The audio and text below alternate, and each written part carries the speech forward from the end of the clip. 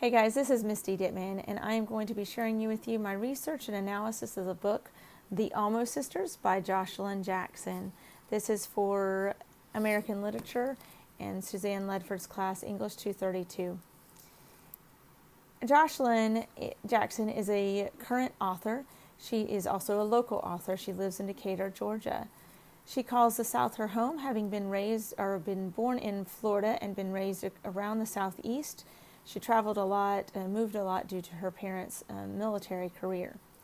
However, she definitely calls the South home. She has 2 children and a couple of animals at home. She is very much a published author. She's got about 9 books, and she's also done a little bit of acting and does a lot. Well, she does her own reading for Audible for all of her books and does an excellent job. That's how I read my book. Was through Audible, and thoroughly enjoyed her reading and her inflections and accents, etc. She says of the South, and she hadn't really written about the South until she went away to the University of Illinois to receive her master's degree, but she says of her time there, she said, before Chicago, I didn't have enough distance. I just thought that was how the world was and how people were. I didn't realize how weird we were. I guess I needed the distance to see it clearly, and of course I am ambivalent about my homeland. I love it and I despair for it, and that was in an interview she did with Liz Button. In The Almost Sisters, Jocelyn portrays 3 sister groups and explores how sister relationships may be formed within companionship, secrecy, innocence, protection, and loyalty. And she also portrays how jealousy and sibling rivalry, as well as age-old hurts and ugly history, can impact sister relationships. I chose to do the research specifically on the subject of sisterhood for a couple of reasons. One, the title of the book, which is The Almost Sisters. Also, I have a sister myself, and who I dearly love, and I am sister to a brother as well. And what I know to be true, but also what research shows, and this is a quote by Emmett McGoldrick, sister relationships are the longest relationships we have in life, and there is good indication that they play an important role in our sense of well-being throughout the lifespan, and particularly as we age. And there's some research that came out of Brigham Young that I thought was excellent, and the researchers concluded that statistical analysis has showed that having a sister protected adolescents from feeling lonely, unloved, guilty, self-conscious, and fearful. It didn't matter whether a sister was younger or older, or how far apart the children were age-wise. So there's a real benefit to having sisters, as you might imagine. The first sisterhood, so there were 3 sister groups that Jocelyn spoke about. The first was between Leah, and that's the main character, and Rachel, her half-sister. And I was very interested in that a couple of times in a couple of different interviews, this one being with Aaron Bass. Jocelyn said that she was thinking, as she was coming up with the title for the book, she had originally called it The Origin Story. And she said, I was thinking about the idea of the past being alive in the present. A superhero has an origin story. Genesis means origin story. And she says, and I'm looking at the South's origin story for the situations we are now in regards to race. And there was a lot of race issues that were dealt with in the book. Most notably, Leah had gotten pregnant in a one-night stand with an African-American man, and she began to recognize how her child was going to be seen within the South. There was another racial relationship that I'll talk about a little later. However, it really struck me because she kept referring to Genesis, and I thought, how does Genesis fit into this book? Like, I don't get it. And then I was listening to a trivia video it was on a live video. It was a live video on Book Club Girl on Facebook, and she said that she had taken a nod from the story of Rachel and Leah and their husband Jacob in Genesis. And I was like, oh, of course, because in the book, of course, there's Leah, who's our main character, and her half-sister Rachel. And Rachel is married to Jake, and actually their marriage is in the midst of dissolving. And Leah and Jake used to be best of friends, and in fact, her first sexual encounter was with Jake. So there was a lot of sibling rivalry going on just in that situation, as well as Leah was kind of a perfectionist, and Rachel was the artistic, creative woman, and again, 38 and pregnant. So, so there's some real differences between them, and we saw their sibling rivalry, their issues come up within their story, and that's not unusual. It actually, William Darity stated that this is common because research has demonstrated that social support is an important function of sibling relationships in adulthoods, and that childhood rivalries can reemerge when siblings spend more time together as adults. And we actually saw that in the book very clearly. What was interesting in their relationship, though, is that they seemed very much for one another. They both provided for one another some roles that are very common according to a study done on sibling conversations on dating and sexuality by Colorian and Roach, and specifically that siblings provide the role of mentorship, of support, and of confidant within, as people are talking about their intimate relationships, and that definitely showed up. The other thing that showed up for them, again, like they were really for one another, even though they had this rivalry, even though there was some jealousies that they worked with and they navigated through, they seemed very much for one another, and that they loved one another and loyal to one another. Victoria Bedford spoke to this when she said, although their physical presence may not be sought frequently, most older adults sincerely believe that a sibling would come to their aid in a crisis, regardless of whether they got along well. In this way, siblings provide a safety net that, although rarely mobilized, provides a sense of security. And that was definitely, I saw that as being true within the relationship between Leah and Rachel.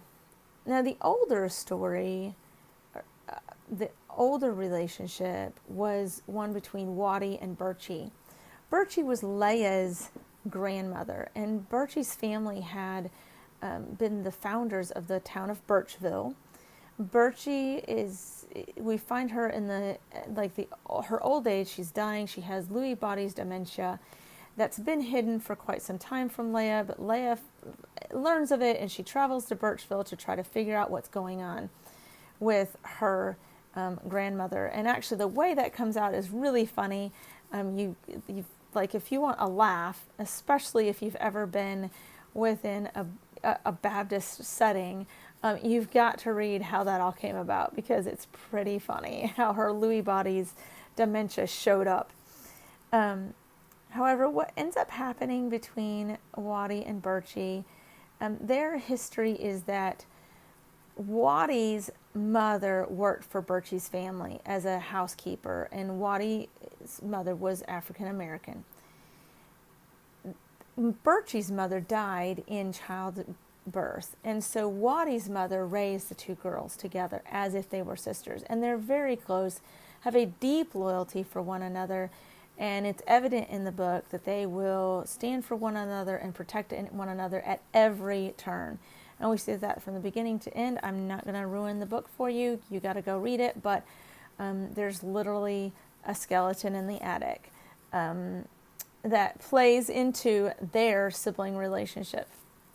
But one of the things that I found in the research, and this is again, some of Victoria Bedford's research, but I saw it in a couple of different research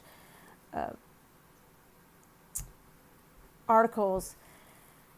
It stated that there's little doubt that siblings are highly valued in later life. This value is based on physical proximity and the amount of contact siblings have with one another, the functions they serve one another related to contact, and the functions they serve one another independent of contact. Now, in the book, Waddy and Birchie had intense contact. That was the only way that Waddy had been able to, or that Birchie had been able to hide her dementia for as long as she did, because Waddy lived with her and would whisper in her ear and tell her what she needed to hear and just help her through. And there were times, like, for instance, when Birchie was completely getting out of her mind, Waddy would ask her to tell her how to make cornbread, which is something she'd made all of her life. And so it would, like, jumpstart her memory again. So, oh, well, you do this and you do that. So they were, like, very important to one another. And that shows up when Birchie's talking about her end-of-life decisions. And she says, Waddy, is keeping them from me. I lose track sometime, but she'll tell you true. So it was really beautiful. I enjoyed the portrayal of the relationship between Waddy and Birchie.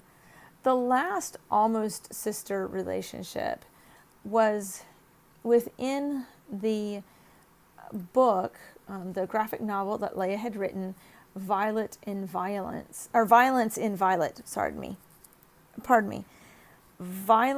Violet was this graphic novel that Leah had written, and she is tasked with the job of writing the prequel for that. So we're hearing about the original, and she's thinking about writing the prequel, and so we actually get 2 books in one, which is kind of cool.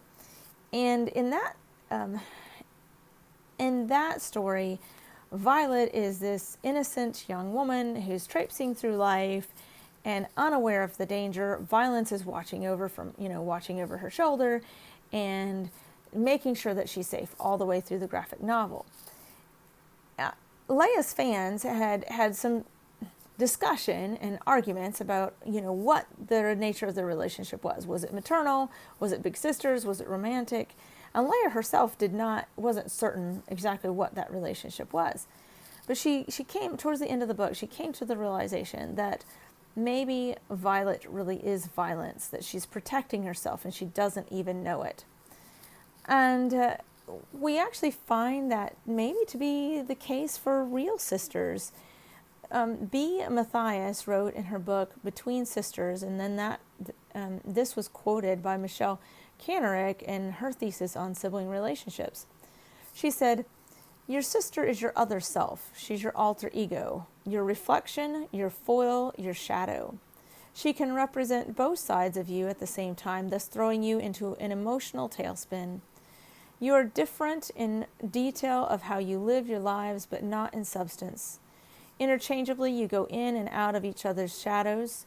She is your hero, or she disappoints you beyond words. You are afraid that there are parts of her that remain unexpressed in you." And I thought that was very interesting, that so often our siblings are a reflection of ourselves, and we may see ourselves through our sister's eyes or our siblings' eyes, and vice versa.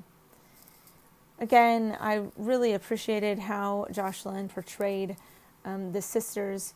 Autumn Marcus, in her analysis of the book, concludes this. She said, "It's not so simple as which sisters are good and which are bad, which of their actions are right or wrong. They all have frailties and imperfections. They are drawn weak, sometimes downright petty and even criminal, but they're deeply human and capable of profound love." And I would agree with that. I came away with that same feeling. I appreciated Almost Sisters because I felt that it highlighted how companionship and secret keeping, jealousy and loyalty, innocence and protection are all part of sisterhood. I was, of course, reminded of my own sister, Monica, and my intense love for her, and my feeling of needing to protect her when I was a child. One of the things that we don't see, there's not a lot of research that talks about a child's need or an adult siblings' need to protect their siblings, but we find that to be the case just in like news reports and that sort of thing, of how often siblings act to protect another sibling. And that definitely played a part in all of these stories. Every one of these sisters worked to protect their sibling, and I also have seen it within myself. My sister and I, we keep one another's secrets, we hold one another's hearts, and we're intensely loyal to each other. And we don't always spend time together, but we are dear companions when we do. I truly agree with William Darity, who said that sibling relationships are the longest lasting relationships of most people's lives. And that is definitely, I see that very true in my own life. One other thing I wanted to share with you that I wasn't able to share within my research paper is I had reached out to Jocelyn and I'd asked her a couple of questions. The first was if she had any sisters and if she was drawing from her sisterhood, or if she was, just drawing from observation. And she responded this way. She said, "I have no sisters. My mom had 2 sisters, and I often find I am writing about my mother's life. Birchie and Waddy are, oddly enough, sort of based on the relationship between my paternal grandparents. You can read more about that here, and I'll include the link in the comments." The other question I asked her is, it has been interesting to me that she was using Genesis as, she was taking the story of Rachel and Leah out of Genesis and retelling it. And so I asked her to say a little bit more about that. And she said, "I use the Genesis story because the interesting person in that story for me is Leah, the unchosen, the burden, and yet she was extremely successful for a woman of her time, by which I mean she popped out sons like nobody's business, and yet she was extremely undervalued. Even her children went undervalued by their father. Her story engaged my empathy, and she definitely dealt with Leah and her story very empathetically in the book, and I thoroughly enjoyed it. I encourage you to read it and encourage you to look for the ways in which it portrays sisters and sisterhood and just siblings in general. So I hope that you guys are blessed and that you have a wonderful summer.